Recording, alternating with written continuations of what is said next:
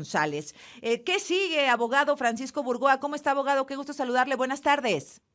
Muy buenas tardes, Azucena. Bien comentadas ahorita en esta introducción, coincido contigo, es una decisión importantísima, trascendental, porque la Corte viene a defender la Constitución, como bien lo comentas, por encima de cualquier proyecto político.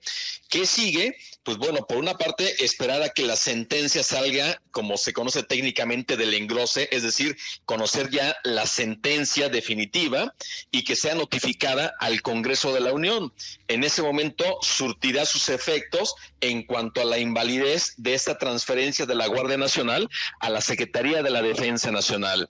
Es un mensaje muy importante que da la Suprema Corte al presidente de la República y a los legisladores de Morena y sus aliados, que cualquier política que quieran llevar a través de una ley tiene que ser con base en el respeto de la Constitución. Claro. Bien decías, no se trata de estar en contra de las políticas del presidente, se trata que las políticas que quieran llevar a cabo simplemente respeten el Estado constitucional en el que vivimos. Eso es todo. Afortunadamente, hoy se alcanzaron los 8 votos. Por un momento, la verdad es que pensé que no se iban a alcanzar. Qué bueno que se alcanzaron.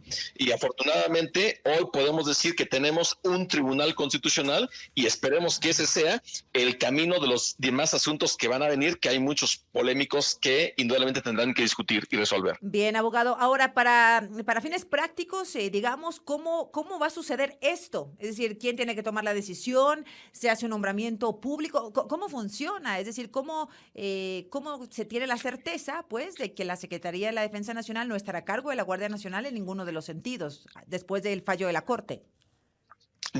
Yo creo que las acciones que de alguna forma van a llevarse a cabo por parte de la Guardia Nacional tienen que tener un sustento jurídico, y ese sustento yo creo que a través de la transparencia que esperamos que exista en las decisiones provengan de la Secretaría de Seguridad y Protección Ciudadana, que es el órgano del que depende la Guardia Nacional en términos del artículo 21 de la Constitución, porque la Guardia Nacional va a seguir en funciones en todo el país. Lo único es que las decisiones que se tomen de acuerdo a la Guardia Nacional ya no deben de provenir de la Secretaría de la Defensa Nacional, de un mando militar, sino de un mando civil que va a ser la Secretaría de Seguridad y Protección Ciudadana a través de la Guardia Nacional y su comandante.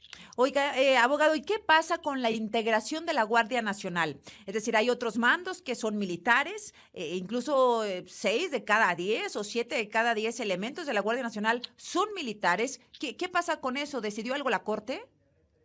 Bueno, aquí el caso es que la conformación de la Guardia Nacional en sus 120,000 elementos, aproximadamente 100,000, provienen de la extinta Policía Federal y de las Fuerzas Armadas. Es decir, en los hechos o en la práctica, esos integrantes de la Guardia Nacional son militares, pero dado que se rigen con un marco totalmente de una legislación civil y con un mando civil, estos no tienen que tener ninguna adscripción ni ninguna orden que provenga de la Secretaría de la Defensa Nacional o de la Secretaría de Marina en su caso.